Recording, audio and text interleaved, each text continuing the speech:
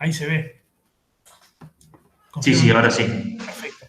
Entonces, decía, esta clase de hoy es un repaso de los contenidos relacionados a introducción al CFD de una forma general y bastante resumida, porque ya tenemos material que va más en detalle, ¿sí? Y tenemos también el libro, justamente, que vamos a recorrer un poco hoy, el capítulo 15, que es el que habla de CFD. Y tenemos también material de cada uno de los software que vamos a usar. Así que yo me voy a enfocar un poco en estos 4 puntos. El último no se llega a leer. Al final vamos a hablar de algunas alternativas del software, sobre todo las que vamos a usar en los trabajos prácticos, ¿sí? Pero bueno, para comenzar esta clase, quería retomar lo que vimos en la clase anterior respecto de ecuaciones diferenciales que modelan dinámica de los fluidos, lo que llamamos balances diferenciales de masa, momento y energía.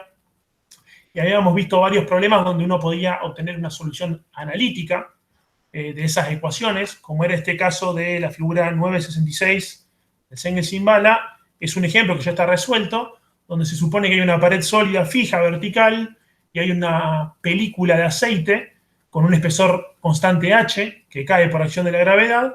Entonces, aplicando ciertas hipótesis, y ahora no recuerdo si el libro está abierto en esa parte, creo que no, efectivamente. Quiero buscar las hipótesis para ser bien consistente con Sengel, que se tomó el trabajo de listarlas. Creo que el ejemplo estaba figura 6.6, por acá, perfecto, sí. Quiero conversar esto porque habíamos hablado de soluciones aproximadas. Entonces dijimos, bueno, desde las ecuaciones en realidad, conservación de masa, la ecuación de Cauchy, que era la forma más general de la conservación de momento, la conservación de la energía. Después usábamos flujo incompresible newtoniano y con eso llegábamos a las ecuaciones de Navier-Stokes, que igual también son no lineales, tridimensionales. No se sabe siquiera si hay solución analítica a las ecuaciones de Navier-Stokes generales, y el que lo descubre y lo demuestre matemáticamente se gana $1 millón. Eso tema para otra conversación. Pero bueno, la cuestión es que para obtener una solución analítica en general tenemos que recurrir a estas simplificaciones que son bastante fuertes. Fíjense que acá estoy forzando que el espesor de la película es constante, es este H. Acá habla de que la pared es infinita en el plano IZ, o sea, para arriba y para abajo va infinito, y en el sentido perpendicular a su pantalla también. Y como que ahí no pasa mucho en esas dos direcciones, entonces solamente me importa lo que pasa en el sentido X con la velocidad, y supongo que para cualquier Z, el perfil de velocidad es el mismo. Habla de flujo estacionario, que ya hablábamos antes de la clase. ¿Qué tan buena es esa aproximación? ¿Existen realmente flujos estacionarios? ¿O son todos transitorios que cambian poquito y entonces más o menos son estacionarios? Esto de flujo paralelo es eso del espesor constante de la película. Bueno, incompresible newtoniano para poder aplicar Navier-Stokes. Acá supone que la presión es constante no solo en el aire, sino también en la película. Dice, la presión es la atmosférica y chau. No hay fuerzas de presión que me generen perturbaciones acá, ¿sí? Son muchas hipótesis. Entonces, claro, cuando uno aplica todas esas simplificaciones, llega a una ecuación diferencial como esta, que es prácticamente igual a la que habíamos visto para el flujo Poiseuille, solamente que ahora en lugar de la presión aparece la gravedad como fuerza impulsora de la componente de velocidad W, y claro, tengo este perfil de velocidades que acá cambia la condición de contorno en la superficie esta. En lugar de ser velocidad igual a 0, es gradiente de velocidad en el sentido X es igual a 0 acá. Es como que la velocidad es máxima en la superficie libre del aceite, o sea, en la interfase aceite-aire. Y bueno, llegan a esta solución. Hermosa. Ahora vuelvo a la diapo. Es como que dicen, bueno, si se cumplen todas esas hipótesis que yo dije antes, el perfil de velocidad en esta película de aceite va a ser esto que tengo acá, y para todos los puntos del espacio a altura Z, digamos, yo me muevo en el espesor de la película y tengo este perfil de velocidades. Ahora, ¿qué pasa? Imagínense que yo en realidad tengo que el aceite viene de una pileta, entonces todo esto también es aceite y se chorrea así, por acá, ¿ok? ¿Qué les quiero decir? Acá ya esa hipótesis que estaba hecha, por ejemplo, no valdría en esta región, ¿ok? Y de hecho, tampoco sé si valdría en esta región, porque está bastante cerca de esa discontinuidad que viola las hipótesis que habíamos hecho, ¿sí? Pero bueno, si uno quiere resolver el problema de cómo se vacía un tanque que está lleno de aceite, generando esta película, esta solución no le sirve mucho en esta parte. Capaz que sí le sirve acá, porque ya en esta región tal vez la película de aceite se desarrolló y entonces acá puedo usar mi solución analítica, pero en toda esta región roja no. ¿Ok? Y entonces, ¿qué hacemos en esas situaciones? Bueno, habíamos visto la aproximación de capa límite, que nos permitiría tal vez modelar la región donde está el desarrollo del flujo.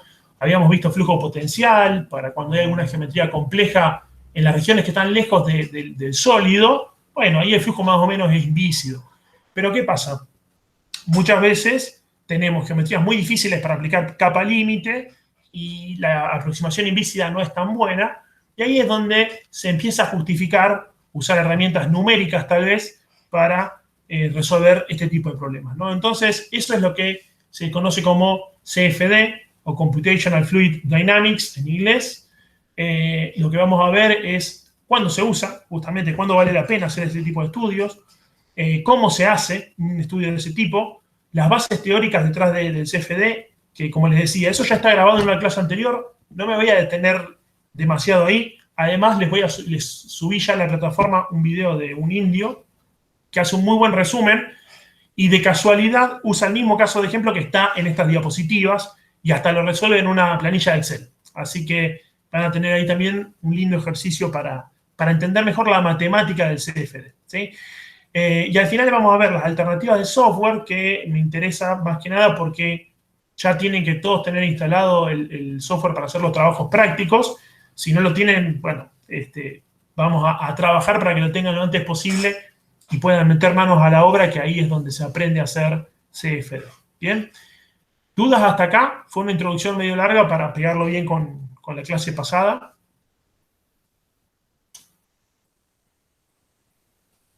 El que calla otorga, continuamos. Entonces, esto de aplicar los conceptos desarrollados en casos prácticos, lo que estamos haciendo este semestre, en lugar de hacer eso, es estudiar los casos prácticos con el CFD, ¿sí? Vamos a ver que seguramente a lo largo del resto del curso vamos a empezar a comparar CFD con alguna solución aproximada, con algún dato experimental, porque hay problemas donde se mide la velocidad, por ejemplo. Vamos a conocer algunas herramientas útiles para tratar de resolver, ya vamos a ver cuándo se puede, resolver problemas complejos, o sea, de geometría compleja, tal vez de una física un poquito más compleja que lo que estamos acostumbrados. Tratamos de que sean usuarios criteriosos, o sea, que empiecen a entender dónde uno puede meter la pata y cómo evitar tener esos errores y ser un usuario al menos principiante de estas herramientas, ¿sí? Y saber realmente cuándo vale la pena hacer este tipo de estudios CFD, porque muchas veces va a llevar mucho tiempo hacer una simulación. Cuando, por ejemplo, siempre pongo este ejemplo, todavía no vimos flujo interno, pero para calcular la pérdida de carga, que es la pérdida de energía en el flujo a lo largo de un caño, existen soluciones tabuladas, ¿sí? A partir de datos experimentales. Para un caño de sección constante no vamos a hacer CFD, vamos a usar esa solución tabulada, ¿sí? Porque justamente el CFD es una herramienta muy poderosa pero muy compleja. Para poder realmente entenderlo bien hace falta en general tener conocimientos matemáticos, teóricos de posgrado. Y aparte, usar bien CFD es algo que lleva mucha práctica. Hay que resolver muchos casos sencillos, tutoriales, hacerlo varias veces hasta que uno termina de entender bien cómo funciona ese software en particular, ¿sí? Nosotros vamos a usar OpenFOAM y después hablamos por qué vamos a usar OpenFOAM. Entonces, ahora sí, la parte teórica de la clase de hoy. Versteeg es un libro de 2007. Versteeg y Malala Sakera son los autores y definen el CFD como un conjunto de técnicas para analizar fenómenos físicos relacionados a la dinámica de los fluidos, a la transferencia de calor o, por eso la tilde, evolución de reacciones químicas mediante simulaciones computacionales. O sea, también combustión, dinámica de ondas de choque, acústica, todo eso también se suele llamar CFD, ¿sí? Y hay otro autor, Joel Guerrero, de la Universidad de Génova, que da estas otras dos acepciones para el anagrama CFD, no el anagrama, perdón, el acrónimo CFD.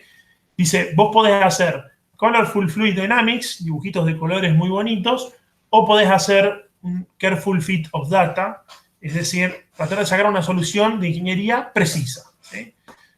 Vamos a apuntar a hacer esto en la materia. Por más que los dibujitos vienen bien, si la solución es válida, pero siempre primero es que mi solución numérica final de resultado me dé precisa, por ejemplo, el coeficiente de drag de un auto, y después vemos qué tal nos dio el campo de velocidades y hacemos los dibujos y está bien, pero primero me tiene que dar bien el fit of data. Si eso no está bien, los dibujos no me dicen mucho.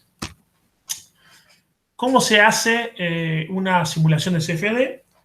Lo primero que se hace es la geometría, esto es CAD, ustedes ya deben haber utilizado Solid Edge, SolidWorks, hay otras herramientas libres también, como es el caso de FreeCAD. Acá tenemos un entorno de este software libre, ya vamos a ver cuál es la diferencia entre un software libre y un software comercial. Entonces uno lo que hace es la geometría del problema que va a resolver, después hace un mallado. ¿Y mallado qué significa? Tomar el dominio total y descomponerlo en subdominios, y ya vamos a ver por qué.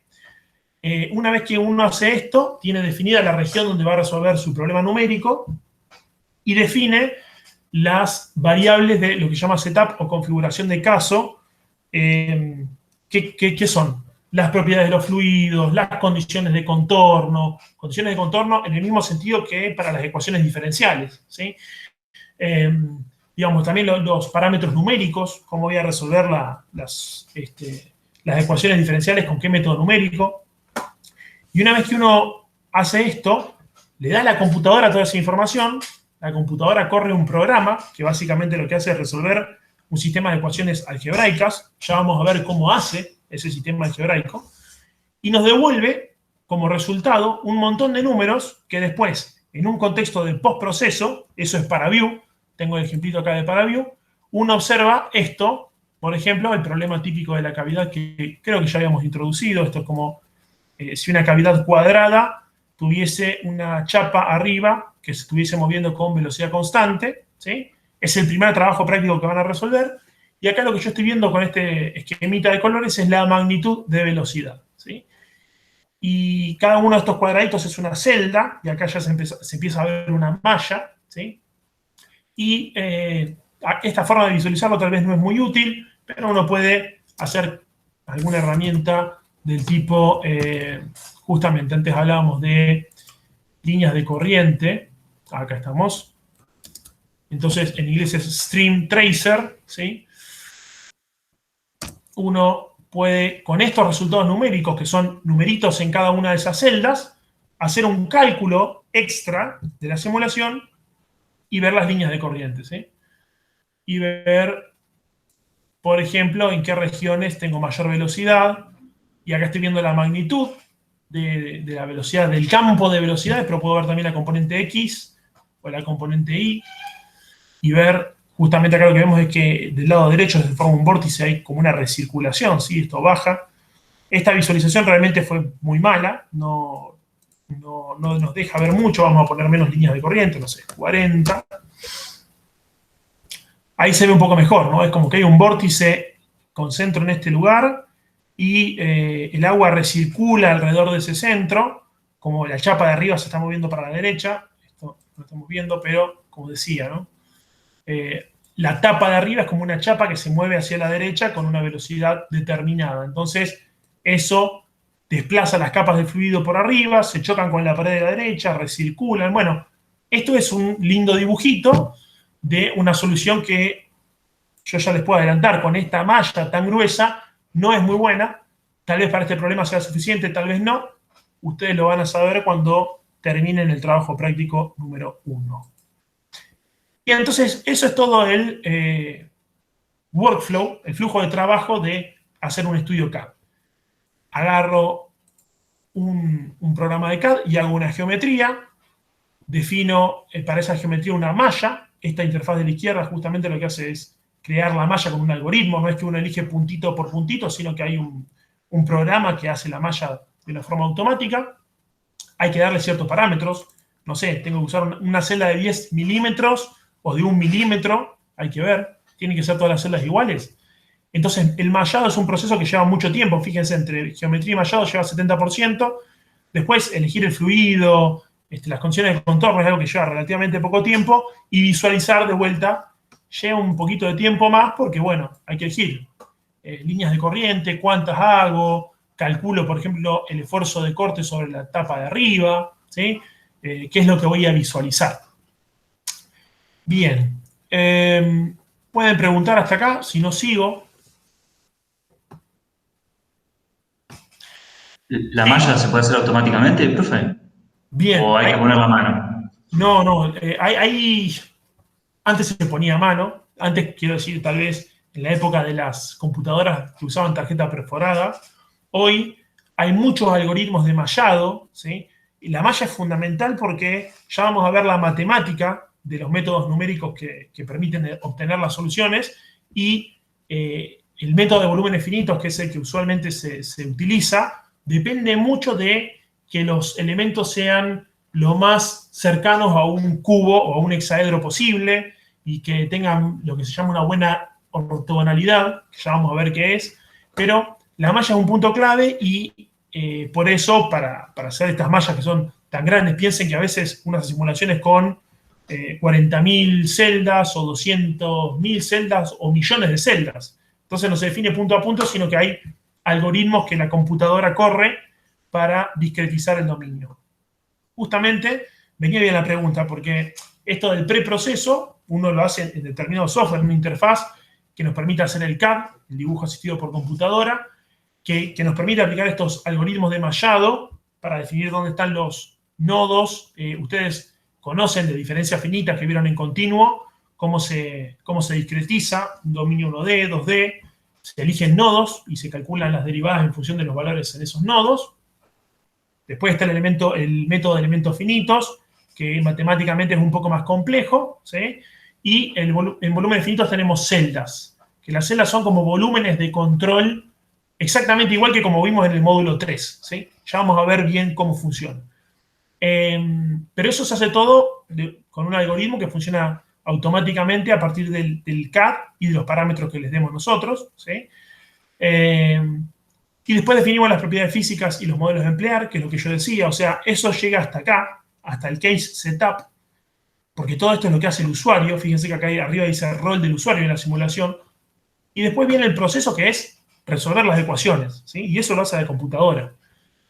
Ahí nosotros le decimos qué tiene que correr, resuelve los sistemas de ecuaciones y nos devuelve el resultado, ¿sí?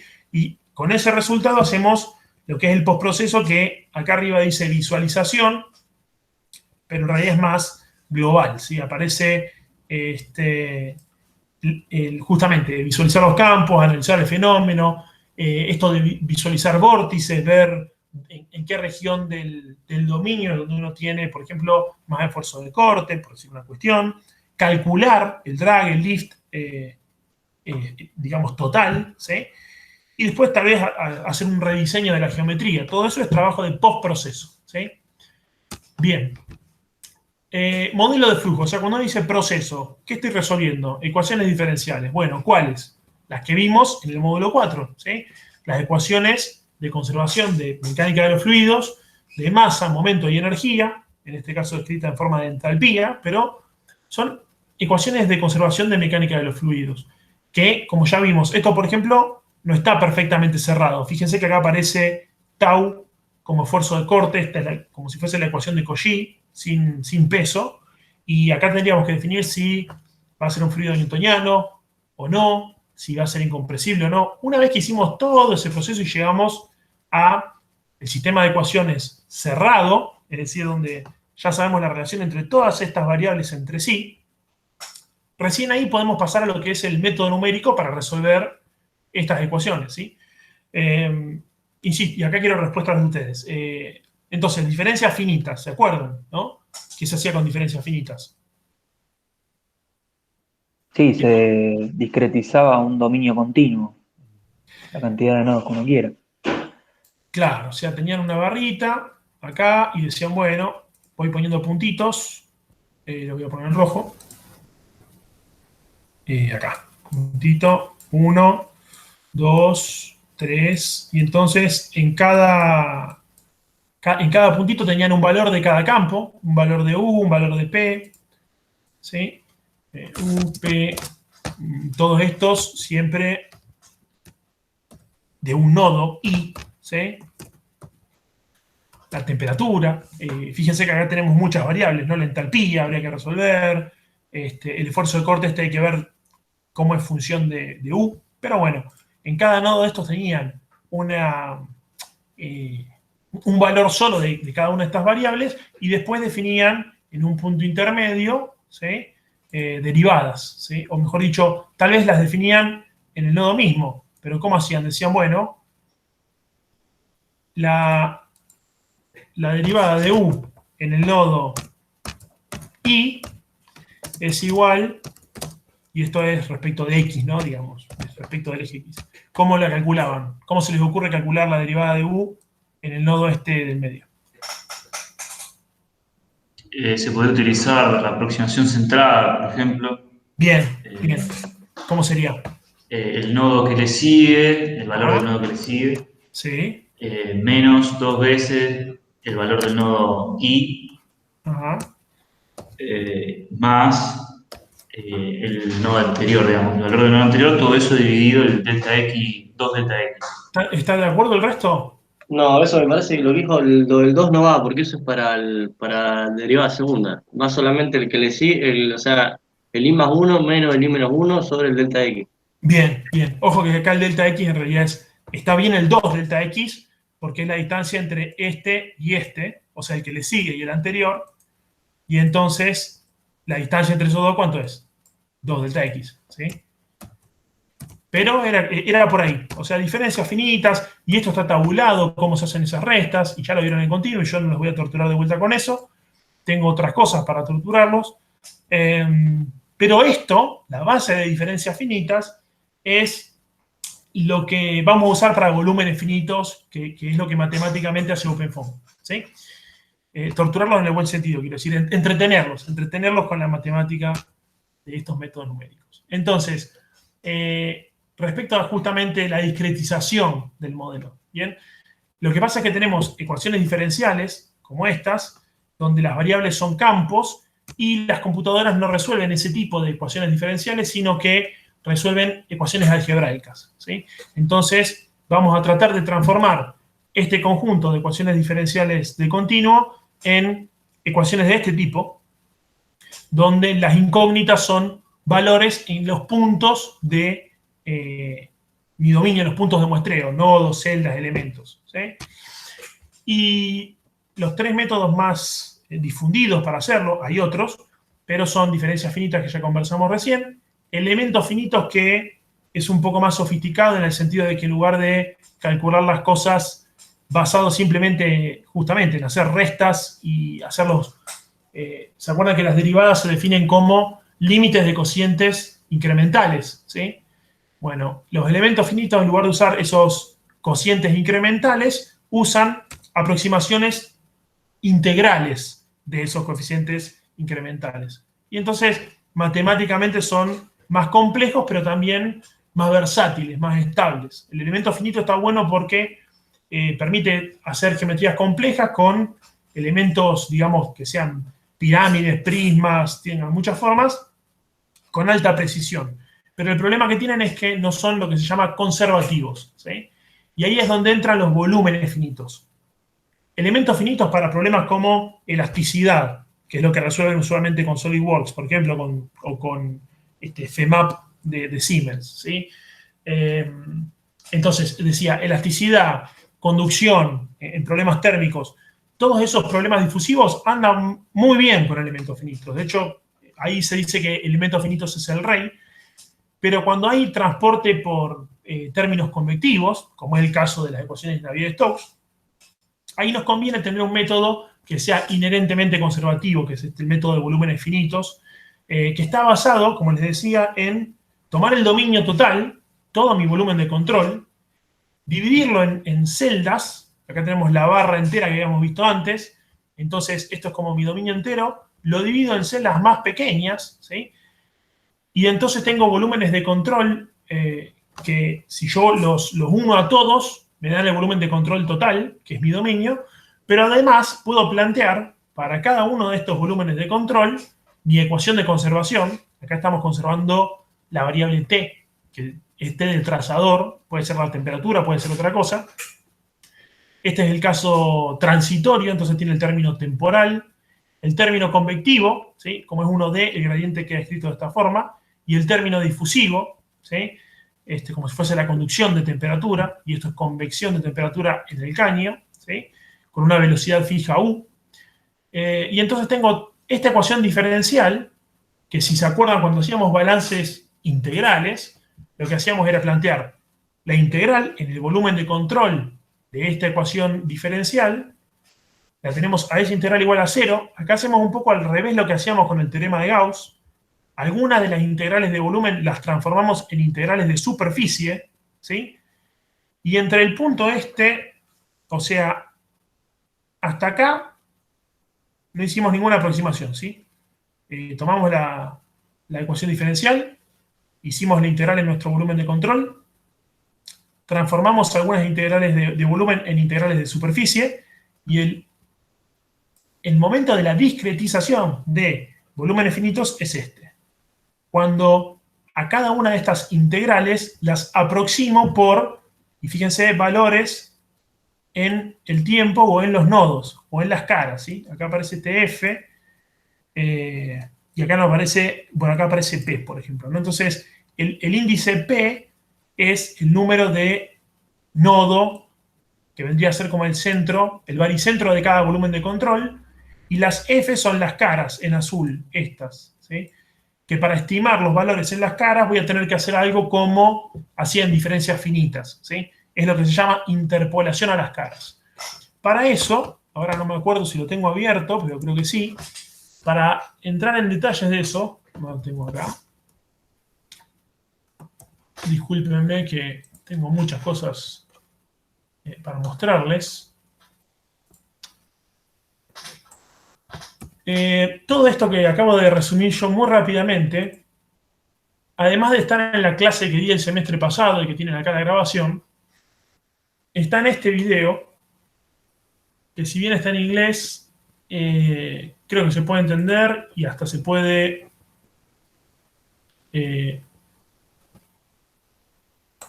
¿escucharon cómo habla el expositor? Bueno, es un video hecho por Akhil Ahmed, creo que es indio, pero también creo que es indio porque realmente presenta las cosas de una forma muy sistemática. Así que realmente se los recomiendo porque, a ver si llegamos, es exactamente el mismo problema, pero con una descripción muy precisa de los coeficientes y demás, y al final este problema lo resuelve en la estrella de nuestros trabajos prácticos, que es OpenFOAM, ¿sí? Y acá les voy a mostrar, se ve un poco borroso porque no tengo ancho de banda, y no quiero spoilearles el video, pero realmente les recomiendo que vean ese video, y acá no nos vamos a detener mucho más, salvo que tengan preguntas. ¿Este proceso se entendió?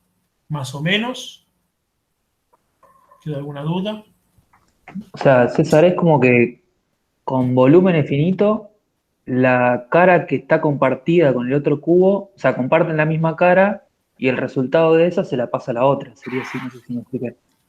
Exactamente, sí. Esa es la forma de verlo, porque entonces tengo, mejor dicho, tengo todos los volúmenes de control están enlazados entre sí o acoplados entre sí a través de los flujos que circulan en cada una de las caras. Todo lo que sale de esta celda 1 pasa a la celda 2, ¿sí? O puede ser que el flujo sea al revés, también depende de la velocidad en la cara. Ya acá esto está bastante sucio. La cuestión es que si yo tengo la condición de contorno acá en la izquierda y acá en la derecha, y planteo estos balances que son discretos, pero son balances de volumen de control para cada una de estas celditas, como bien decía, creo que Nico, no sé quién fue el que me preguntó. Sí, yo en clase. Bien, perfecto. O sea, lo que decía Nico es correcto. Para la ecuación, por ejemplo, de esta celda, de la celda 2, Esto va a ser el V2, y acá el término este de convección va a estar dado por el valor en la cara, digamos, por ejemplo, en la cara, llamémosle 1, esta es la 0, esta es la 1, y el valor en la cara 1 va a depender de la celda 1 y de la 2. ¿Sí? Lo mismo va a pasar en esta otra, que es la cara 2, va a depender de los valores de la celda 2 y 3. ¿Sí? Lo mismo pasa con el término difusivo. ¿Bien? Entonces queda todo un sistema de ecuaciones. Para eso vienen las diapos siguientes. Lo que estábamos diciendo recién es, tomo la ecuación de transporte, hago el integral de volumen, la separo para tener términos de superficie, y aplico las condiciones de contorno en la superficie, y yo quería llegar a esto. Tenemos las ecuaciones discretas, ¿sí? Para cada una de las celditas, entonces podemos hacer un sistema de ecuaciones discretas, todas de esta forma, ¿bien? Donde las incógnitas van a ser los valores de esta variable phi, que antes era la temperatura, para cada una de estas celdas, y los coeficientes de la matriz van a ser los coeficientes que relacionan, por ejemplo, el valor de la celda esta con el valor de la celda esta, ¿sí? Que van a estar relacionados a través del flujo en esa cara. No tengo el pulso suficiente para marcar una cara sola, espero que se haya entendido eso. Otra cosa interesante es que el valor de esta celda, por ejemplo, no va a estar directamente relacionado al valor de esta celda porque no comparten caras, ¿sí? Y como no comparten caras, los términos estos de convección y difusión no van a estar para esta celda y esta celda, ¿sí? Esta celda solo está enlazada con todas las que la rodean a través de una cara. ¿Bien? Eso está muy bien explicado en ese video que les recomiendo, que lo vean, le pongan me gusta, muy buen video. Entonces esto es a nivel muy, muy, muy general cómo se discretizan las ecuaciones diferenciales, ¿sí? Una explicación mucho más detallada, con un código de Octave que pueden usar ustedes mismos. Octave se puede correr también en MATLAB, es lo mismo, el mismo lenguaje. La tienen subida a la plataforma, así que van a poder jugar con eso, siguiendo la grabación del semestre pasado. Y no sé, Nico, si te respondí tu pregunta. ¿Se entendió? ¿Mejor? Sí, César, me quedó claro. Perfecto. Bien, bien. Y esto es interesante que yo les había dicho con el tema de la malla esta, ¿ok? Fíjense que tengo acá 20 celdas en cada lado del cuadrado, o sea que esto en total tuvo 400 nodos, 400 celdas, o sea que los sistemas estos de ecuaciones tienen 400 variables acá, o sea que son matrices de 400 por 400, ¿sí? 20 por 20 son 400, y entonces los términos de esta matriz son 400 al cuadrado, 1600 coeficientes, donde la mayoría son cero, porque esta celda está pegada solamente a estas que están por acá, ¿sí? Entonces ahí entra a jugar mucho los métodos numéricos que vieron en justamente la materia, métodos numéricos, para resolver estos sistemas de ecuaciones lineales, ¿sí? Quiero decir, los que son del estilo A por un valor futuro de este phi, de este vector phi, que es esto de acá, es igual a un coeficiente B, o una matriz de coeficientes B, por los valores anteriores más un término fuente. Y puede ser una fuerza, o puede ser algo numérico también. No sé si se entiende eso. Yo lo que voy es que cuando uno resuelve este tipo de cosas, parte de una solución inicial, acá es velocidad todo cero, ¿sí? Y después resuelve, tiene una primera resolución, esto es para el tiempo 0.1 segundos, ¿sí? Eso vendría a ser el tiempo n más 1, ¿sí? Y yo lo calculé con el tiempo 0, que era justamente el anterior, y le sumé algunos coeficientes b que van a depender de qué forma tiene esta ecuación, ¿sí? Que en mi caso es la de Navier-Stokes. Entonces, este phi, por ejemplo, va a ser la velocidad, porque tengo que resolver el balance del momento. Eso es en cuanto a lo matemático. De vuelta, ya acá terminamos con lo que es teoría de las diapo. Voy a cortar la grabación para que no